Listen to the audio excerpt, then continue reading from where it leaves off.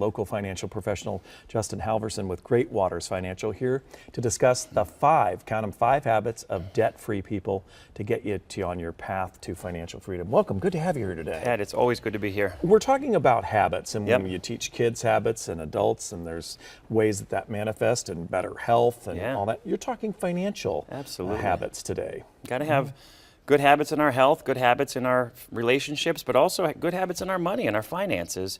And we're going to go through some points today about being debt-free and living financially secure. And you have identified 5 for folks who live debt-free. And the first one is ignore your neighbors. Ignoring your neighbors. And the first thing I even want to say, Pat, is if you're in debt out there, don't feel ashamed about it. You know, a lot of times if we feel bad about something, we have guilt, we have shame, we can't deal with the problem. So if we can just tackle it head on, no guilt, no shame, just deal with it, I think that's very, very important. And so one of the things that is important in getting yourself on the right track is ignoring your neighbors.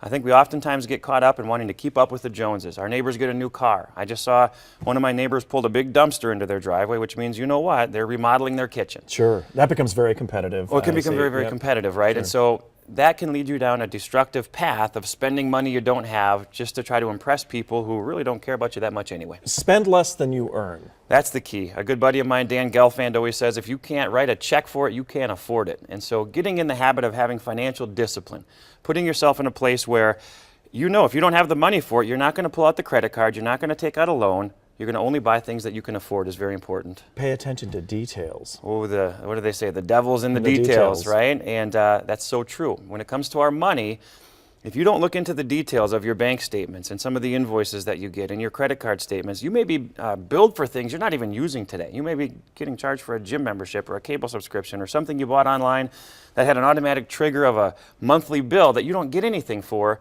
So look into those details so you can save money and use that extra money for debt.